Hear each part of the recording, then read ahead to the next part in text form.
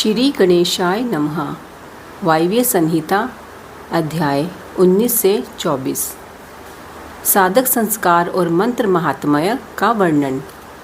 उपमन्यु कहते हैं, यदुनंदन, अब मैं साधक संस्कार और मंत्र महात्म्य का वर्णन करूँगा। इस बात की सूचना मैं पहले दे चुका हूँ। पूर्ववत मंडल में कलश पर स्थापित महादेव जी की पूजा करने के पश्चात हवन करें। फिर नंगे सिर शिष्य को उस मंडल के पास भूमि पर बिठावें।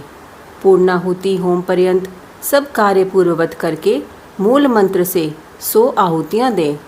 श्रेष्ठ गुरु कलशों से मूल मंत्र के उच्चारण पूर्वक तर्पण करके संदीपन कर्म करें। फिर क्रमशः पूर्वोक्त कर्मों का संपादन करके अभिषेक करें। तत्पश्चात गुरु शिष्य को उत्तम मंत्र दें। वहाँ विद्योपदेशांत सब कार्य विस्तार पूर्वक संपादित करके पुष्पयुक्त जल से शिष्य के हाथ पर शैवी विद्या को समर्पित करें और इस प्रकार कहें, सौम्य, यह महामंत्र परमेश्वर शिव की कृपा प्रसाद से तुम्हारे लिए अलौकिक तथा पारलौकिक संपूर्ण सिद्धियों के फल को देने वाला हो। ऐसा कह महादेव जी की पूजा करके उनकी आज्ञा ले गुरु साधक को साधन और शिव योग का उपदेश दे। गुरु के उस उपदेश को सुनकर मंत्र साधक शिष्य उनके सामने ही विनियोग करके मंत्र साधन आरंभ करे। मूल मंत्र के साधन को पुरुषचरण कहते हैं, क्योंकि विनियोग नामक कर्म सबसे पहले आचरण में लाने योग्य है। यही पुरुषचरण शब्द की व्युत्पत्ति है। मुमुक्षु के लिए मंत्र साधन अत्यंत कर्तव्य है, क्योंकि किया हुआ मंत्र साधन इहलोक और परलोक में साधक के लिए कल्याणदायक होता है। शुभ दिन और शुभ देश में निर्दोष समय में दांत और नख साफ करके अच्छी तरह स्नान करें और पूर्वकालिक कृत्य पूर्ण करके यथा प्राप्त गंध, पुष्पमाला तथा आभूषणों से अलंकृत हों। सिर पर पगड़ी रख दुपट्टा और पूर्णतः श्वेत वस्त्र धारण कर देवालय में, घर में या और किसी पवित्र तथा मनोहर देश में पहले से अभ्यास में लाए गए सुखासन से बैठकर शिव शास्त्रोक्त पद्धति के अनुसार अपने शरीर को शिव रूप बनाएं। फिर देवेश्वर नकुलेश्वर शिव का पूजन करके उन्हें खीर का नैवेद्य अर्पित करें। क्रमशः उनकी पूजा पूरी करके उन प्रभु को प्रणाम करें और उनके मुख से आज्ञा पाकर 1 करोड़, आधा करोड़ अथवा चौथाई करोड़ शिव मंत्र का जप करें अथवा 20 लाख या 10 लाख जप करें। उसके बाद से सदा खीर एवं क्षार, नमक रहित अन्य पदार्थ का दिन रात में केवल 1 बार भोजन करें। अहिंसा, क्षमा, शम, मनोनिग्रह, दम, इंद्रिय संयम का पालन करता रहे। खीर ना मिले तो फल मूल आदि का भोजन करें। भगवान शिव ने निपांकित भोज्य पदार्थों का विधान किया है, जो उत्तरोत्तर श्रेष्ठ है।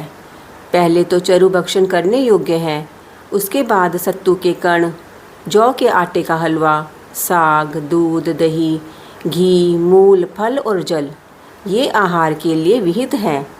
इन भक्ष्य भोज्य आदि पदार्थों को मूल मंत्र से अभिमंत्रित करके प्रतिदिन मौन भाव से भोजन करें।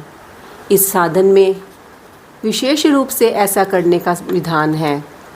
व्रती को चाहिए कि 108 मंत्र से अभिमंत्रित किए हुए पवित्र जल से स्नान करे अथवा नदी नद के जल को यथाशक्ति मंत्र जप के द्वारा अभिमंत्रित करके अपने शरीर का प्रोक्षण कर ले। प्रतिदिन तर्पण करे और शिवाग्नि में आहुति दें। हवनीय पदार्थ 7, 5 या 3 द्रव्यों के मिश्रण से तैयार करें अथवा केवल घृत से ही आहुति दें। जो शिव भक्त साधक इस प्रकार भक्ति भाव से शिव की साधना या आराधना करता है, उसके लिए इहलोक और परलोक में कुछ भी दुर्लभ नहीं है। अथवा प्रतिदिन बिना भोजन किए ही एकाग्रचित्त हो 1 सहस्त्र मंत्र का जप किया करे। मंत्र साधना के बिना भी जो ऐसा करता है, उसके लिए ना तो कुछ दुर्लभ है और ना कहीं उसका अमंगल ही होता है। वह इस लोक में विद्या, लक्ष्मी तथा सुख पाकर अंत में मोक्ष प्राप्त कर लेता है। साधन, विनियोग तथा नित्य नैमित्तिक कर्म में क्रमशः जल से, मंत्र से और भस्म से भी स्नान करके, पवित्र शिखा बांधकर, यज्ञोपवीत धारण कर, कुश की पवित्री हाथ में ले, ललाट में त्रिपुंड लगाकर, रुद्राक्ष की माला लिए पंचाक्षर मंत्र का जप करना चाहिए। उपमन्यु कहते हैं, यदुनंदन, जिसका इस प्रकार संस्कार किया गया हो और जिसने पाशुपत व्रत का अनुष्ठान पूरा कर लिया हो, वह शिष्य यदि योग्य हो तो गुरु उसका आचार्य पद अभिषेक करे, योग्यता ना होने पर ना करे। इस अभिषेक के लिए पूर्ववत मंडल बनाकर परमेश्वर शिव की पूजा करें। फिर पूर्ववत 5 कलशों की स्थापना करें। इनमें 4 तो चारों दिशाओं में हो और 5वां मध्य में हो।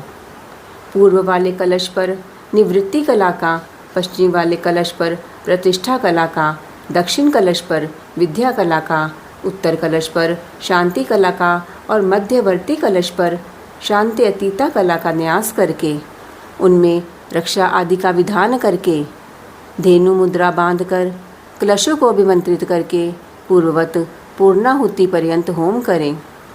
फिर नंगे सिर शिष्य को मंडल में ले जाकर गुरु मंत्रों का तर्पण आदि करें और पूर्णाहुति पर्यंत हवन एवं पूजन करके पूर्ववत देवेश्वर की आज्ञा ले शिष्य को अभिषेक के लिए ऊंचे आसन पर बिठाएं। पहले सकलीकरण की क्रिया करके पंचकला रूपी शिष्य के शरीर में मंत्र का न्यास करें।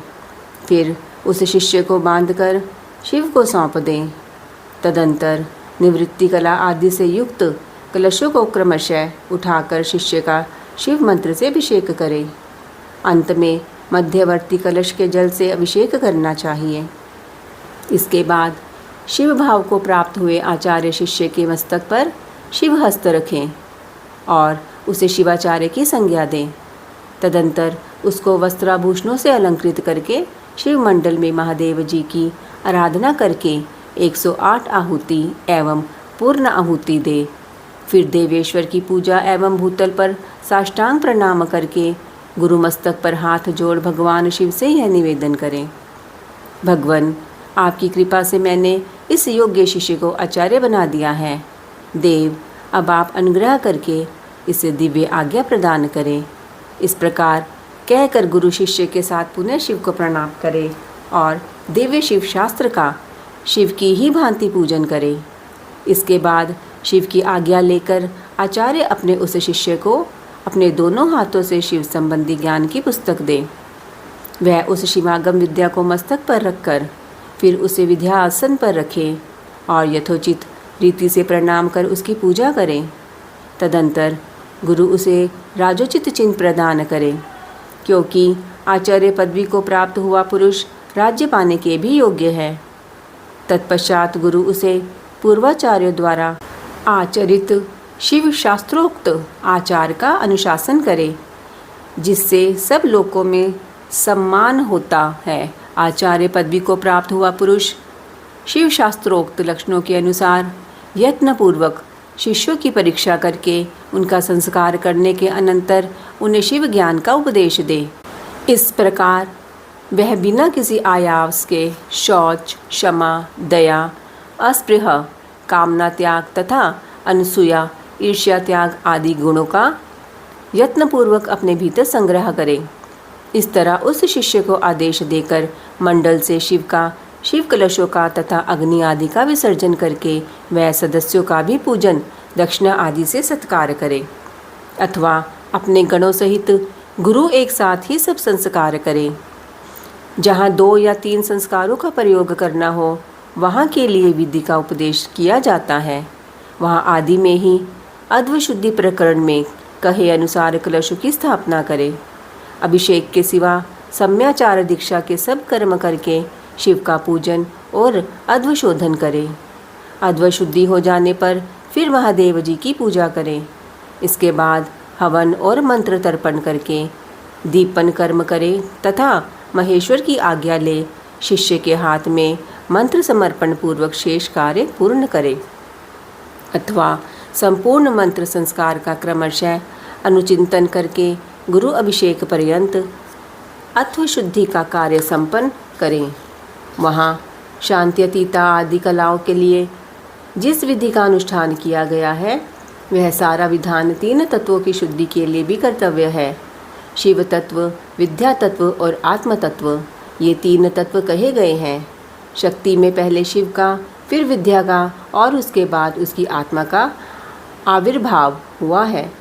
शिव से शांतितीतात्वा व्याप्त है, उससे शांति कलाध्वा, उससे विद्या कलाध्वा, विद्या से परिशिष्ट प्रतिष्ठा कलाध्वा और उससे निवृत्ति कलाध्वा व्याप्त है।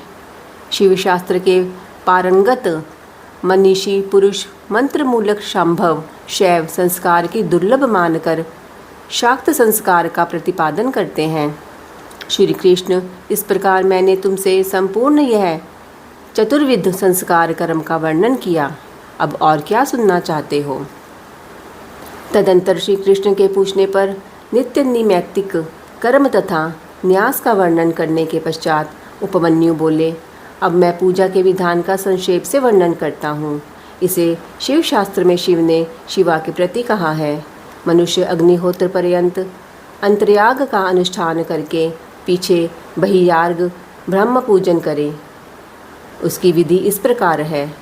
अंतर्याग में पहले पूजा द्रव्यों को मन से कल्पित और शुद्ध करके गणेश जी का विधि पूर्वक चिंतन एवं पूजन करें। तत्पश्चात दक्षिण और उत्तर भाग में क्रमशः नंदीश्वर और सूर्यशा की आराधना करके विद्वान पुरुष मन से उत्तम आसन की कल्पना करे। सिंहासन, योगासन अथवा तीनों तत्वों से युक्त निर्मल पद्मासन की भावना करें। उसके ऊपर सर्व मनोहर सांब शिव का ध्यान करें।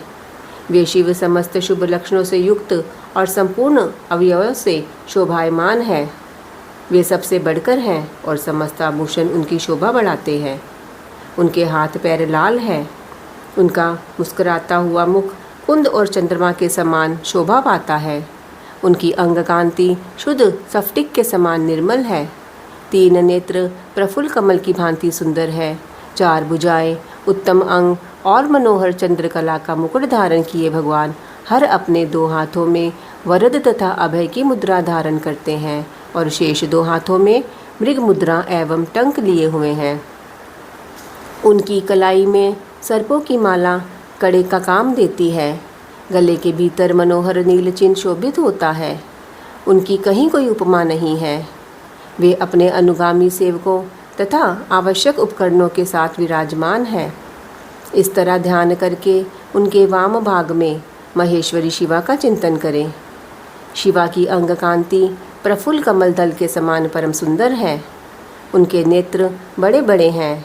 मुख पूर्ण चंद्रमा के समान सुशोभित हैं। मस्तक पर काले काले घुंघराले के शोभा पाते हैं।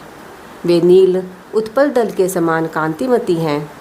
मस्तक पर अर्धचंद्र का मुकुट धारण करती हैं। उनके पीन पयोधर अत्यंत गोल, घनीभूत, ऊंचे और स्निग्ध है। शरीर का मध्य भाग कृश है। नितंब भाग स्थूल है। वे महीन पीले वस्त्र धारण किए हुए हैं। संपूर्ण आभूषण उनकी शोभा बढ़ाते हैं। ललाट पर लगे हुए सुंदर तिलक से उनका सौंदर्य और खिल उठा है। विचित्र फूलों की माला से गुम्फित केशपाश उनकी शोभा बढ़ाते हैं। उनकी आकृति सब ओर से सुंदर और सुडोल है। मुख लज्जा से कुछ कुछ झुका है। वे दाहिने हाथ में शोभाशाली स्वर्णमय कमल धारण किए हुए हैं और दूसरे हाथ को दंड की भांति सिंहासन पर रखकर उसका सहारा ले उस महान आसन पर बैठी हुई हैं। शिवा देवी समस्त पाशों का छेदन करने वाली साक्षात सच्चिदानंद स्वरूपिणी है। इस प्रकार महादेव और महादेवी का ध्यान करके शुभ एवं श्रेष्ठ आसन पर संपूर्ण उपचारों से युक्त भावमय पुष्पों द्वारा उनका पूजन करें। अथवा उपर्युक्त वर्णन के अनुसार प्रभु शिव की एक मूर्ति बना ले। उसका नाम शिव या सदाशिव हो। दूसरी मूर्ति शिवा की होनी चाहिए। उसका नाम माहेश्वरी, शविंशका अथवा श्रीकर्ण हो। फिर अपने ही शरीर की भांति मूर्ति में मंत्र न्यास आदि करके उस मूर्ति में सत असत से परे मूर्तिमान परम शिव का ध्यान करें। इसके बाद ब्रह्म पूजन के ही क्रम से मन से पूजा संपादित करें। तत्पश्चात समिधा और घी आदि से नाभि में होम की भावना करें। तदंतर भूमध्य में शुद्ध दीप शिखा के समान आकार वाले ज्योतिर्मय शिव का ध्यान करें। इस प्रकार अपने अंग में अथवा स्वतंत्र विग्रह में शुभ ध्यान योग के द्वारा अग्नि में होम पर्यंत सारा पूजन करना चाहिए। यह विधि सर्वत्र ही समान है। इस तरह ध्यानमय आराधना का सारा क्रम समाप्त करके महादेव जी का शिवलिंग में वेदी पर अथवा अग्नि में पूजन करें। उपमन्यु कहते हैं, यदुनंदन विशुद्धि के लिए मूल मंत्र से गंध चंदन मिश्रित जल के द्वारा पूजा स्थान का प्रोक्षण करना चाहिए। इसके बाद वहाँ फूल बिखेरें। अस्त्र मंत्र का उच्चारण करके विघ्नों को भगाएं। फिर कवच मंत्र से पूजा स्थान को सब ओर से अवगुणित करें। अस्त्र मंत्र का संपूर्ण दिशाओं में न्यास करके पूजा भूमि की कल्पना करें। वहाँ सब और कुश बिछा दें और प्रोक्षण आदि के द्वारा उस भूमि का प्रक्षालन करें। पूजा संबंधी समस्त पात्रों का शोधन करके द्रव्य शुद्धि करें। प्रोक्षणी पात्र, अर्ध्य पात्र, पाद्य पात्र और आचमनीय पात्र, इन चारों का प्रक्षालन, प्रोक्षण और वीक्षण करके इनमें शुभ जल डालें और जितने मिल सके उन सभी पवित्र द्रव्यों को उनमें डालें। पंचरत्न, चांदी, सोना, गंध, पुष्प, अक्षत आदि तथा फल, पल्लव और कुश, ये सब अनेक प्रकार के पुण्य द्रव्य हैं। स्नान और पीने के जल में विशेष रूप से सुगंध आदि एवं शीतल, मनोज्ञ पुष्प आदि छोड़ें। पाद्म पात्र में खश और चंदन छोड़ना चाहिए। आचमनीय पात्र में विशेषतः जायफल, कनकोल, कपूर, सहीजन और तमाल का चूर्ण करके डालना चाहिए। इलायची सभी पात्रों में डालने की वस्तु है। कपूर, चंदन, कुशाग्र भाग, अक्षत, जौ, धान, तिल, घी, सरसों फूल और भस्म, इन सबको अर्ध्य पात्र में छोड़ना चाहिए। कुश, फूल, जौ, धान, सहीजन, तमाल और भस्म, इन सब का प्रोक्षणी पात्र में परीक्षण करना चाहिए। सर्वत्र मंत्र न्यास करके कवच मंत्र से प्रत्येक पात्र को बाहर से आवेष्टित करें। तत्पश्चात अस्त्र मंत्र से उसकी रक्षा करके धेनु मुद्रा दिखाएं। पूजा के सभी द्रव्यों का प्रोक्षणी पात्र के जल से मूल मंत्र द्वारा प्रोक्षण करके विधिवत शोधन करें। श्रेष्ठ साधक को चाहिए कि अधिक पात्रों के ना मिलने पर सब कर्मों में एकमात्र प्रोक्षणी पात्र को ही संपादित करके रखे और उसी के जल से सामान्यतः अर्घ्य आदि दे। तत्पश्चात मंडप के दक्षिण द्वार भाग में भक्ष्य भोज्य आदि के क्रम से विधिपूर्वक विनायक देव की पूजा करके अंतःपुर के स्वामी साक्षात नंदी की भलीभांति पूजा करें। उनकी अंग कांति स्वर्णमय पर्वत के समान है। समस्त आभूषण उसकी शोभा बढ़ाते हैं। मस्तक पर बालचंद्र का मुकुट सुशोभित होता है। उनकी मूर्ति सौम्य है। वे 3 नेत्र और 4 भुजाओं से युक्त हैं। उनके एक हाथ में चमचमाता हुआ त्रिशूल, दूसरे में मृगी, तीसरे में टंक और चौथे में तीखा बेंत है। उनके मुख की कांति चंद्रमंडल के समान उज्ज्वल है। मुख वानर के सदृश है। द्वार के उत्तर पार्श्व में उनकी पत्नी सुयशा है, जो मरुदगणों की कन्या है। वे उत्तम व्रत का पालन करने वाली है और पार्वती जी के चरणों का श्रृंगार करने में लगी रहती हैं। उनका पूजन करके परमेश्वर शिव के भवन के भीतर प्रवेश करें और उन द्रव्यों से शिवलिंग का पूजन करके निर्माल्य को वहाँ से हटा दें। तदंतर फूल धोकर शिवलिंग के मस्तक पर उसकी शुद्धि के लिए रखें। फिर हाथ में फूल लें, यथाशक्ति मंत्र का जप करें। इससे मंत्र की शुद्धि होती है। ईशान कोण में चंडी की आराधना करके उन्हें पूर्वोक्त निर्माल्य अर्पित करें। तत्पश्चात इष्ट देव के लिए आसन की कल्पना करें। क्रमशः आधार आदि का ध्यान करें। कल्याणमयी आधार शक्ति भूतल पर विराजमान है और उनकी अंग कांति श्याम है। इस प्रकार उनके स्वरूप का चिंतन करें। उनके ऊपर फन उठाए सर्पाकार अनंत बैठे हैं, जिनकी अंग कांति उज्ज्वल है। वे 5 फनों से युक्त हैं और आकाश को चाटते हुए से जान पड़ते हैं। अनंत के ऊपर भद्रासन है, जिसके चारों पायों में सिंह की आकृति बनी हुई है। ये चारों पाए क्रमशः धर्म, ज्ञान, वैराग्य और ऐश्वर्य रूप हैं। धर्म नाम वाला पाया आग्नेय कोण में है और उसका रंग सफ़ेद है। ज्ञान नामक पाया नैर्ऋत्य कोण में है और उसका रंग लाल है। वैराग्य वायव्य कोण में है और उसका रंग पीला है तथा ऐश्वर्य ईशान कोण में है और उसका वर्ण श्याम है। अधर्म आदि उस आसन के पूर्वादि भागों में क्रमशः स्थित है, अर्थात अधर्म पूर्व में, अज्ञान दक्षिण में, अवैराग्य पश्चिम में और अनैश्वर्य उत्तर में है। इसके अंग राजाव्रत मणि के समान है, ऐसी भावना करनी चाहिए। इस भद्रासन को ऊपर से आच्छादित करने वाला श्वेत निर्मल पद्म में आसन है। अणिमा आदि 8 ऐश्वर्य गुण ही उस कमल के 8 दल है। वामदेव आदि रुद्र अपनी वामा आदि शक्तियों के साथ उस कमल के केसर हैं। वे मनोन्मणि आदि अंतः शक्तियाँ ही बीज हैं। अपर वैराग्य कर्णिका है। शिव स्वरूप ज्ञान नाल है। शिव धर्म कंद है। कर्णिका के ऊपर 3 मंडल, चंद्रमंडल, सूर्य मंडल और वहिन मंडल है और उन मंडलों के ऊपर आत्म तत्व, विद्या तत्व और शिव तत्व रूप त्रिविध आसन है।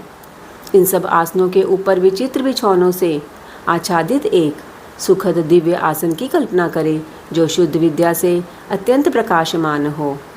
आसन के अनंतर आवाहन, स्थापन, सनिरोधन, निरीक्षण एवं नमस्कार करें। इन सब की पृथक पृथक मुद्राएं बांधकर दिखाएं।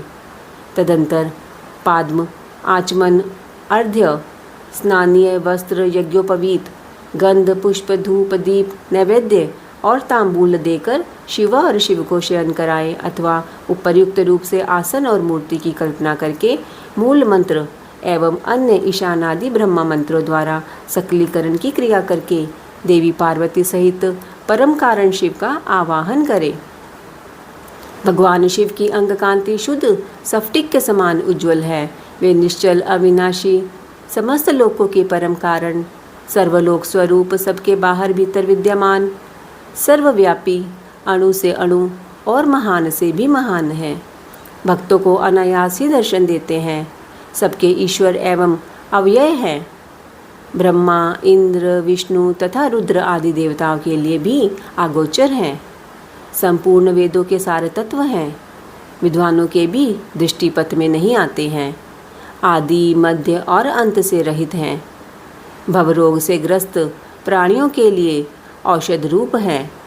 शिव तत्व के रूप में विख्यात हैं और सबका कल्याण करने के लिए जगत में सुस्थिर शिवलिंग के रूप में विद्यमान हैं। ऐसी भावना करके भक्तिभाव से गंध, धूप, दीप, पुष्प और नैवेद्य इन 5 उपचारों द्वारा उत्तम शिवलिंग का पूजन करें। परमात्मा महेश्वर शिवलिंग की लिंगमयी मूर्ति के स्नान काल में जय जयकार आदि शब्द और मंगल पाठ करें। पंचगव्य, घी, दूध, दही, मधु और शर्करा के साथ फल मूल के सार तत्व से, तिल, सरसों, सत्तू के उपटन से, जौ आदि के उत्तम बीजों से, उड़द आदि के चूर्णों से तथा आटा आदि से आलेपन करके गर्म जल से शिवलिंग को नहलाए। लेप और गंध के निवारण के लिए बिल्वपत्र आदि से रगड़े। फिर जल से नहलाकर चक्रवर्ती सम्राट के लिए उपयोगी उपचारों से अर्थात सुगंधित तेल, फुलेल आदि के द्वारा सेवा करें। सुगंध युक्त आंवला और हल्दी भी क्रमशः अर्पित करें। इन सब वस्तुओं से शिवलिंग अथवा शिव मूर्ति का बलिभांति शोधन करके चंदन मिश्रित जल, कुश पुष्प युक्त जल, सुवर्ण एवं रत्न युक्त जल तथा मंत्र सिद्ध जल से क्रमशः स्नान कराएं। इन सब द्रव्यों को मिलाना संभव न होने पर यथासंभव संगृहीत वस्तुओं से युक्त जल द्वारा अथवा केवल मंत्र भी मंत्रित जल द्वारा श्रद्धापूर्वक शिव को स्नान कराएं। कलश, शंख और वर्धनी से तथा कुश और पुष्प से युक्त हाथ के जल से मंत्रोच्चारण पूर्वक इष्ट देवता को नहलाना चाहिए। पवमान सूक्त, रुद्र सूक्त, नील रुद्र सूक्त, त्वरित मंत्र, लिंग सूक्त आदि सूक्त, अथर्वशीर्ष, ऋग्वेद, सामवेद तथा शिव संबंधी ईशानादि पंच ब्रह्मा मंत्र, शिव मंत्र तथा प्रणव से देव देवेश्वर शिव को स्नान कराएं। जैसे महादेव जी को स्नान कराएं उसी तरह महादेवी पार्वती को भी स्नान आदि कराना चाहिए। उन दोनों में कोई अंतर नहीं है क्योंकि वे दोनों सर्वथा समान हैं। पहले महादेव जी के उद्देश्य से स्नान आदि क्रिया करके फिर देवी के लिए उन्हीं देवादिदेव के आदेश से सब कुछ करें।